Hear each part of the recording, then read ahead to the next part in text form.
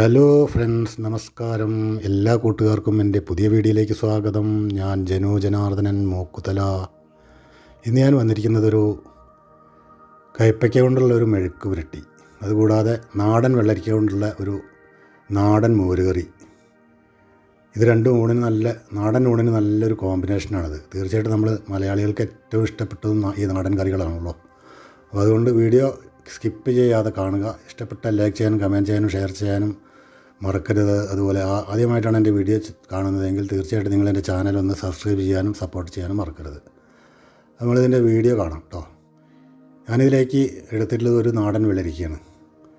നാടൻ വെള്ളരിക്ക എന്ന് പറഞ്ഞാൽ വളരെ ചെറുതായിരിക്കുമല്ലോ. അപ്പോൾ അത് ഞാനിവിടെ നുറുക്കി കഴുകി വൃത്തിയാക്കിയിട്ട് മൺചട്ടിയിലേക്ക് ഇട്ട് കൊടുക്കുന്നു.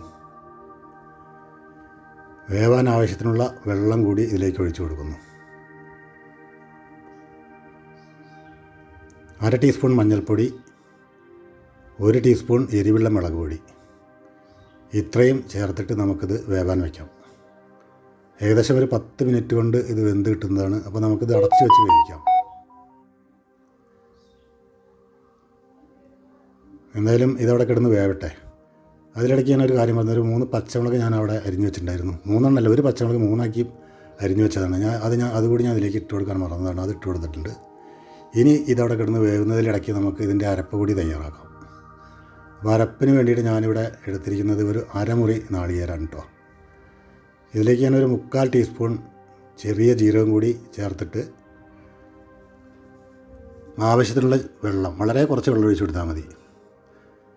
എന്നിട്ട് നമുക്ക് ആ വെള്ളം കൂടി ഒഴിച്ചിട്ട് ഇത് അരച്ചെടുക്കുക.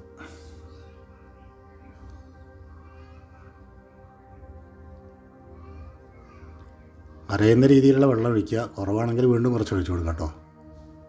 എന്തായാലും നമുക്ക് അരച്ച് നോക്കാം. വെള്ളം കുറവാണ്, അപ്പോൾ കുറച്ചും കൂടെ ഞാൻ ഒഴിച്ചു കൊടുത്തിട്ടുണ്ട്. അതിനുശേഷം ഞാൻ വീണ്ടും ഇത് അരച്ചെടുത്തിട്ടുണ്ട്. അപ്പോൾ നല്ല രീതിയിൽ ഇതിവിടെ അരഞ്ഞ് വന്നിട്ടുണ്ട്, നിങ്ങൾക്ക് കാണാവുന്നതാണ്. ഇതവിടെ മാറ്റി വയ്ക്കാം. ഇപ്പോൾ നമ്മുടെ വെള്ളരിക്ക ഒരു 10 മിനിറ്റ് ആയി കാണും. അതിപ്പോൾ ഏകദേശം വെന്ത് കാണും. അപ്പോൾ അത് നമുക്കൊന്ന് തുറന്ന് നോക്കാം.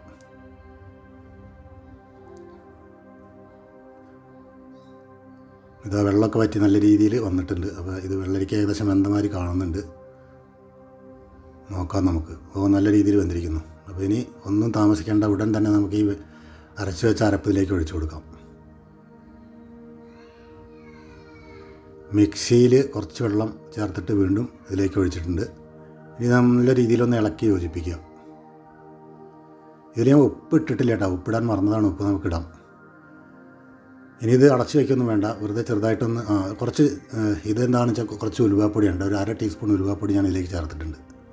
ഒന്ന് നന്നായിട്ട് ഇളക്കി യോജിപ്പിക്കുക. ഇത് അടച്ചു വെച്ച് വേവിക്കൊന്നും വേണ്ട. ചെറുതായിട്ടൊന്ന് തിളച്ച് വന്നാൽ മതി. കുറച്ച് കറിവേപ്പില ഇട്ട് കൊടുക്കാം.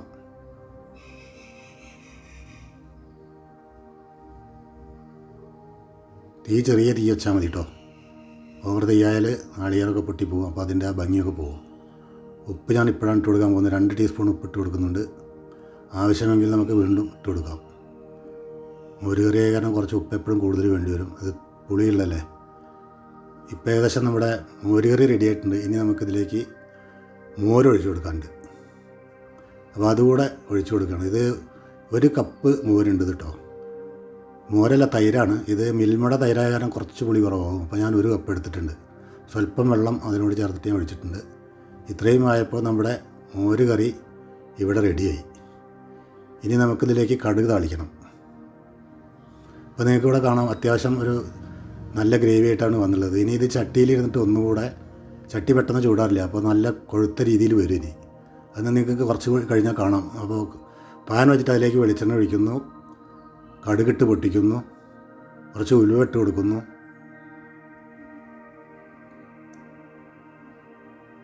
വറ്റൽമുളക് ഇട്ട് കൊടുക്കുന്നു, തീ ഓഫ് ചെയ്യുന്നു.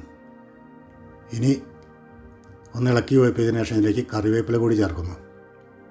അതുകൂടാതെ ഒരു 1/2 ടീസ്പൂൺ കാശ്മീരി മുളക് പൊടി കൂടി ചേർത്തിട്ട് നമുക്കിത് കറിയിലേക്ക് ഒഴിച്ചു കൊടുക്കാം. ഇളക്കി യോജിപ്പിക്കുക.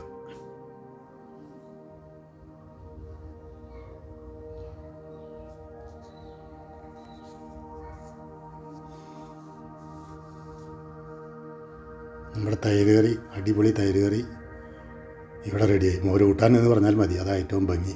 തൈര് കറി എന്ന് പറയുമ്പോൾ അതൊരു സ്റ്റൈൽ മാറി. ഇത് ശരിക്കും ഒരു മോര് കൂട്ടാനാണിത്. ഇപ്പോൾ കറി കണ്ടില്ലേ, നമ്മുടെ മോര് കറി കണ്ടാൽ തന്നെ നമുക്ക് വെറുതെ വായിൽ വെള്ളം വരും. അത്ര രുചികരവും അത്ര ഭംഗിയുള്ളൊരു കറിയാണത്. ഊണ് കഴിക്കാൻ ഇത് ധാരാളമാണ്. ഇനി ഇതിൻ്റെ കൂടെ നമുക്കൊരു കൈപ്പയ്ക്കപ്പേരി കൂടെ ഉണ്ടാക്കാണ്ട്, അതുകൂടെ ഉണ്ടായാൽ പരിപൂർണ്ണമായി.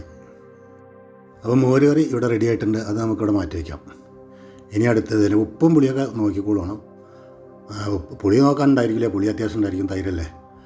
ഉപ്പ് കുറവുണ്ടെങ്കിൽ കുറച്ചിട്ട് കൊടുക്കാം. ഞാൻ ഉപ്പ് നോക്കിയപ്പോൾ ഒരു സ്വല്പം ഉപ്പ് കുറവുള്ള മാതിരി തോന്നി. അപ്പോൾ ഞാൻ വളരെ നോർമൽ കുറച്ച് ഉപ്പ് ഇട്ട് കൊടുത്തിട്ടുണ്ട്. ഇനി ഇതവിടെ നമുക്ക് മാറ്റി വെച്ചിട്ട് കൈപ്പയ്ക്കപ്പേരി കൂടി ഉണ്ടാക്കാം.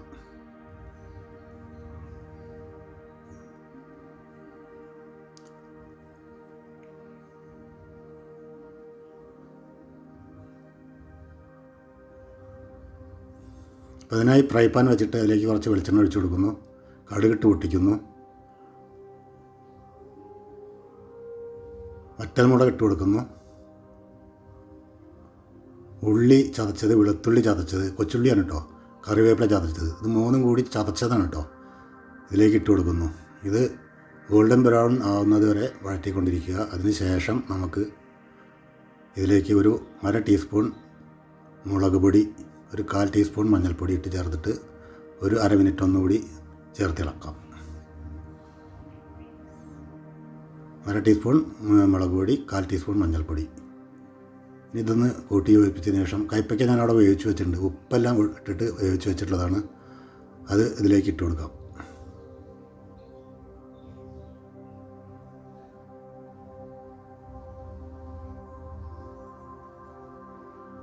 ഇനി ഇത് നല്ല രീതിയിൽ കൂട്ടി യോജിപ്പിക്കുക. ചെറിയ തീ വേണം, തീ ഓഫ് ചെയ്യരുത്. ഒരു മീഡിയം തീ വെച്ചിട്ട് വേണം ഇതിങ്ങനെ ഇളക്കിക്കൊണ്ടിരിക്കാൻ. കാരണം ഇതിലുള്ള വെള്ളം കംപ്ലീറ്റ് ഡ്രൈ ആയി കിട്ടണം. ഒരു 2-3 മിനിറ്റ് നിങ്ങൾ തീർച്ചയായിട്ടും ഇതേപോലെ വഴറ്റിക്കൊണ്ടേയിരിക്കുക. അപ്പോൾ ഡ്രൈ ആയിട്ട് വരും. ഡ്രൈ ആയിട്ട് വരുമ്പോൾ അവിടെ നിർത്തുക. അത് ഏകദേശം ഡ്രൈ ആയിട്ട് വരുന്നുണ്ട്, നിങ്ങൾക്ക് കാണാവുന്നതാണത്. പനിയും ജലദോഷവും തൊണ്ടവേദനയ്ക്കായ കാരണം എനിക്ക് ഇത് ശരിക്കും സംസാരിക്കാൻ വയ്യട്ടോ. അതുകൊണ്ടാണ് ഇടയ്ക്ക് സൗണ്ടൊക്കെ പോകുന്നത്. 2 ദിവസമായിട്ട് ഭയങ്കര ചുമയും പനിയായിരുന്നു. അപ്പോൾ അതുകൊണ്ട് ക്ഷമിക്കുക, എൻ്റെ സൗണ്ടിന് വ്യത്യാസം ഉണ്ടായിരിക്കുന്നതാണ്. ഇത് പാവയ്ക്ക മെഴുക്ക് വരട്ടി ഇവിടെ റെഡി ആയിട്ടുണ്ട്. ഇത് നമുക്ക് ഒരു പാത്രത്തിലേക്ക് സെർവ് ചെയ്യാം. ഇതോടുകൂടി ഇന്നത്തെ ഐറ്റംസ് അവസാനിപ്പിക്കുന്നു. കണ്ട എല്ലാവർക്കും നന്ദി, നമസ്കാരം. ഞാൻ ജനാർദ്ദനൻ മൂക്കുതല. വീണ്ടും അടുത്ത ഒരു വീഡിയോ ആയി വരുന്നത് വരേക്കും നന്ദി, നമസ്കാരം.